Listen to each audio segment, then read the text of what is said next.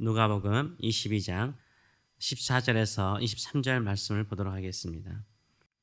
오늘 이 말씀을 가지고 긴장감이 감도는 6월절 식사, 긴장감이 감도는 6월절 식사라는 제목으로 같이 은혜를 나누기로 합니다. 6월절은 출애굽 당시에 행하신 하나님의 구원을 기념하는 절기입니다. 10번째 재앙, 장자의 죽음의 재앙이 어린 양의 피를 문설주에 바른 집들을 넘어갔습니다.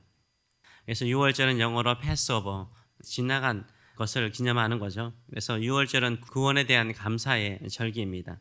비록 먹는 저녁 식사가 누룩을 넣지 않는 무교병 맛이 없습니다. 이 무교병 원래 빵인데 한국 사람들이 그 당시에 성경을 번역할 때 빵이 흔하지 않은 시대였기 때문에 떡으로 번역을 하고 있는데요.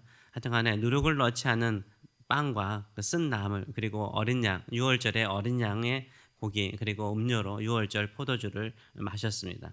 그래서 이때는 구원의 기쁨과 감사의 식사의 자리였습니다. 그러나 예수님께서 예루살렘 한 다락방에서 6월절 식사를 하는 분위기는 매우 무겁습니다. 긴장감이 감도는 분위기입니다. 왜냐하면 예수님께서 매우 무거운 말씀을 계속해서 하시기 때문입니다. 첫 번째로 예수님께서는 예수님의 고난을 언급하십니다. 15절의 말씀을 보게 되면 이르시되 내가 고난을 받기 전에 너희와 함께 이 6월절 음식 먹기를 원하였도다 라고 말하고 있습니다. 6월절 식사 이후에 예수님께 고난이 있을 것을 암시하시는 거죠. 지금 제자들은 예수님께서 오늘 저녁에 붙잡혀서 내일 십자가에 죽으실 것을 전혀 모르고 있는 상황입니다. 그런데 예수님께서 고난 받기 전에 이 6월절 음식을 너희와 함께 먹기를 원했다, 간절히 원했다라고 말씀하십니다. 그래서 마치 이 식사가 마지막 식사인 것처럼 그런 뉘앙스로 말씀하십니다. 16절에서 진짜 이 6월절 식사가 제자들과 함께하는 마지막 저녁 식사라고 말씀하십니다. 16절을 보게 되면 내가 너희에게 이르노니 이 6월절이 하나님의 나라에서 이루기까지 다시 먹지 아니하리라 라고 말씀하세요. 그래서 6월절 저녁 식사가 마지막이라고 말씀을 직접 하십니다. 두 번째로는 6월절 빵을 먹을 때 예수님의 몸을 이야기하고 기념하라라고 말씀하십니다. 19절의 말씀을 보게 되면 또 떡을 가져 감사기도 하시고 떼어 그들에게 주시며 이르시되 이것은 너희를 위하여 주는 내 몸이라 너희가 이를 행하여 나를 기념하라 라고 말씀하십니다. 이 떡은 누룩을 넣지 않는 빵을 말하는데 이 무교병을 떼어 주시면서 이 빵은 너희를 위하여 주는 내 몸이라 라고 말씀하세요. 뉘앙스가 마치 죽음을 너희를 위해서 희생하는 내 몸이라는 죽음을 의미하는 것을 우리가 볼 수 있습니다. 또 기념하라는 말은 기억하라는 말 아닙니까? 리멤버라는 말 아닙니까? 나 좀 기억해줘, 잊지 말아줘 이 말이잖아요. 이게 어떤 뉘앙스를 줍니까? 헤어짐과 떠남을 의미하는 것을 우리가 느낄 수 있습니다. 그래서 매우 숙연한 말씀을 예수님께서 6월절 식사 때 하고 계신 것을 볼 수 있습니다. 세 번째로는 예수님께서 예수님의 피에 대해서 언급하십니다. 피는 생명을 의미합니다. 피를 쏟는 것은 뭘 말합니까? 죽음을 의미하지 않습니까? 20절의 말씀을 보게 되면 저녁 먹은 후에 잔도 그와 같이 하여 이르시되 이 잔은 내 피로 세우는 새 언약이니 곧 너희를 위하여 붓는 것이라 라고 말씀하고 있어요. 예수님께서 쏟아붓는 피라라고 말씀을 하고 계신 것을 우리가 볼 수 있습니다. 그래서 6월절 저녁 식사를 마치시고 다시 포도주 잔을 드시고 이렇게 선언하신 것입니다. 이것이 너희를 위해서 붓는 나의 피고 너희와 맺은 새 언약이라 라고 말씀을 하고 있습니다. 이게 이 잔을 예수님께서 말씀하시는 것이 포도주라는 것을 알 수 있는 것이 17절과 18절의 말씀인 것을 알 수 있어요. 17절과 18절에 성경은 이렇게 말하죠. 이에 잔을 받드사 감사하기도 하시고 이르시되 이것을 갖다가 너희끼리 나누라. 내가 너희에게 이르노니 내가 이제부터 하나님의 나라가 임할 때까지 포도나무에서 난 것을 다시 마시지 아니하리라 라고 말씀하세요. 그래서 포도나무에서 난 것은 포도주를 말하지 않습니까? 6월절 식사를 하는 것을 보게 되면 분위기가 그런 거죠. 여러분도 알다시피 우리 그림 때문에 계속 우리는 의자에 앉은 것으로 생각하는데요. 이 당시에 모든 사람들은 식사할 때 누웠어요. 리클라인, 거의 반 누워서 식사를 하는 분위기였습니다. 이때 예수님께서 먼저는요 포도주 잔을 들어서 감사하기도 하시고 잔을 드셨어요. 그러고 난 다음에 6월절의 음식들을 같이 드실 때 떡을 들어서 감사기도 하시면서 같이 유월절 식사를 하셨습니다. 식사를 다 마치고 난 다음에 다시 예수님께서 포도주 잔을 다시 드셨어요. 그리고 난 다음 이것은 새 언약이요 너희를 위한 것이다라고 말씀하시는 것을 볼 수 있습니다.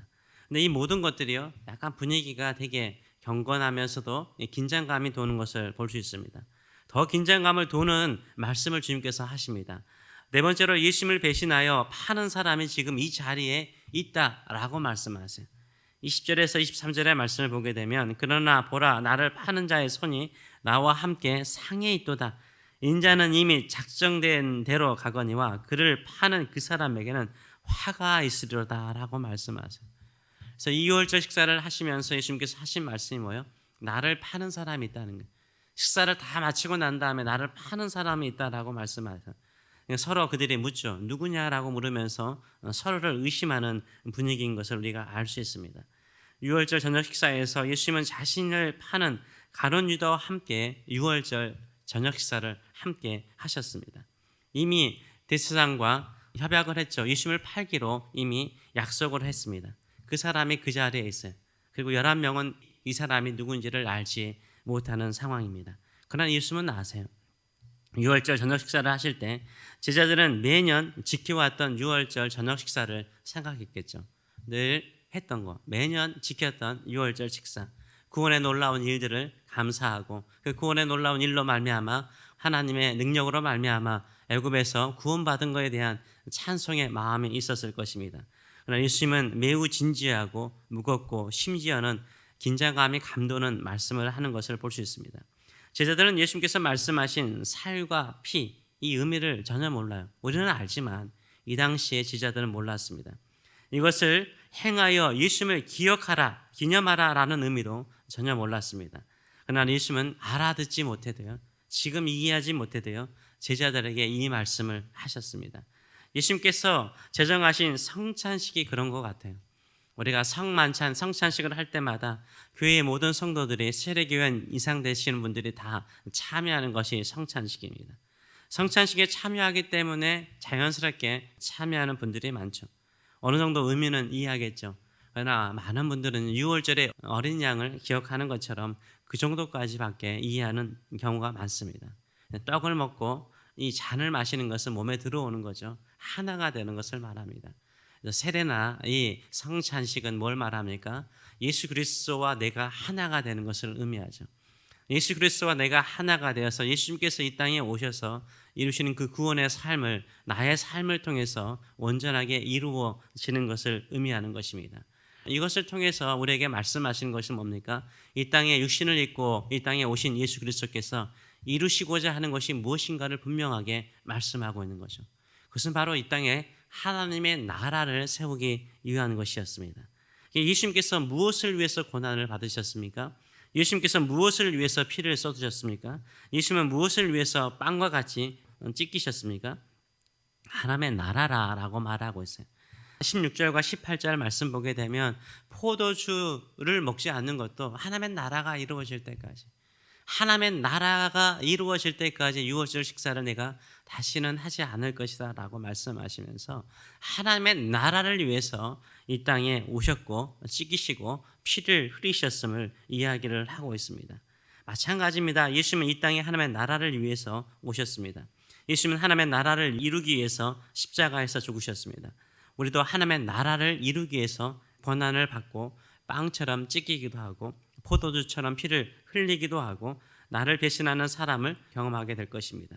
하나님께서 작정하신 구원의 길, 하나님께서 예비하신 이 하나님의 나라를 이루는 길을 향해서 나아가시는 저와 여러분 되시길 축원합니다.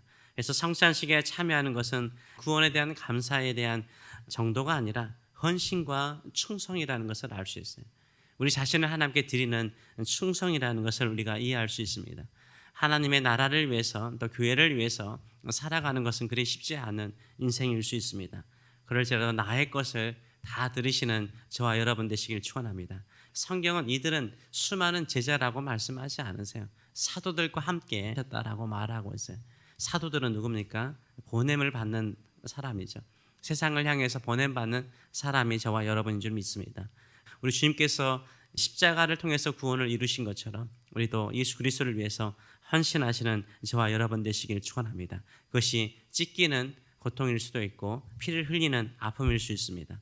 또 사람들이 나를 배신하고 떠나가는 아픔일 수도 있습니다. 그럴지라도 하나님께서 예비하시고 작정하신 그 길을, 그 구원의 길을, 그 하나님의 나라를 이루는 길을 묵묵하게 걸어가시는 저와 여러분 되시길 축원합니다. 기도하겠습니다.